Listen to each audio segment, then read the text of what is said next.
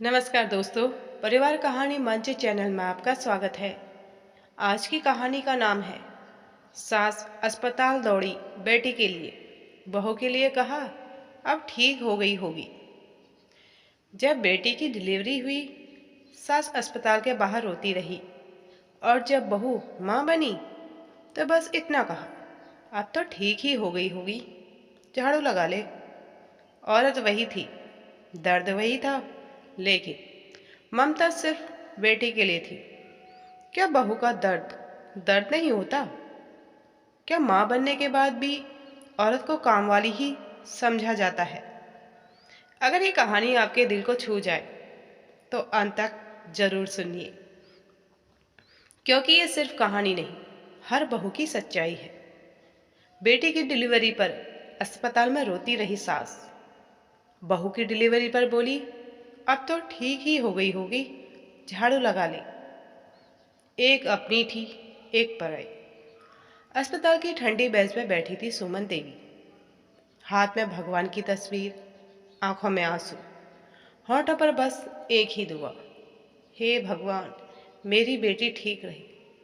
Delivery theatre के बाहर वो बार बार उठती, नर्स से पूछती, फोन करती, रोती, पूरे मोहल्ले को बता दिया था मेरी बेटी माँ बनने वाली है।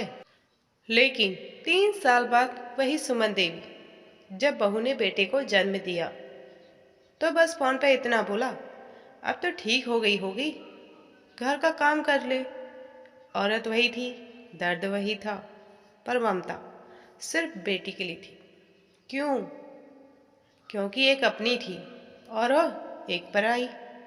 रुक्मणी पढ़ी लिखी समझदार लड़की, शादी करके आई थी ध्रुव के घर, सपनों से भरी आंखें लेकर। पहले दिन से ही बहू हो बेटी नहीं। सुबह 5 बजे उठना, झाड़ू पोछा, खाना, कपड़े, प्रेगनेंसी में भी आराम नहीं। सास का एक ही डायलॉग, हमारे ज़माने में औरत खेत में काम करके बच्चे पैदा करती थी। ध्रुव चुप, माँ के सामने बोलने की हिम्मत नहीं। डिलीवरी के बाद रुक्मणी को टाँके पड़े थे, शरीर टूट चुका था, पर घर आते ही सास बोली लेटे रहने से घर नहीं चलता। रात को बच्चा रोता, रुक्मणी उठती, दिन में काम, कोई पूछने वाला नहीं। बहू ने खाना खाया या नहीं। लेकिन जब बेटी विनीता को बच्चा हुआ, 7 दिन में वहीं रही, सूप बनाकर पिलाया, तेल मालिश करवाई। रुक्मणी बस देखती रही और अंदर ही अंदर मरती रही। एक दिन रुक्मणी बेहोश होकर गिर पड़ी। डॉक्टर ने साफ कहा अगर अब भी आराम नहीं मिला तो जान को खतरे में है। तभी रुक्मणी पहली बार बोली, माँ जी क्या मैं आपकी बेटी नहीं हूँ? कमरे में सन्नाटा, सास की आंखें झुकी, धुर रो पड़ा। रुक्मणी ने अलग घर का फैसला लिया, गुस्से में नहीं, सम्मान के लिए।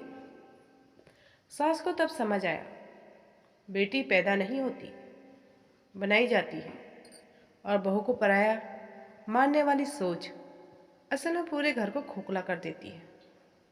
जिस घर में बहू की पीड़ा को इज्जत नहीं मिलती, उस घर में खुशियाँ किराए पर आती है।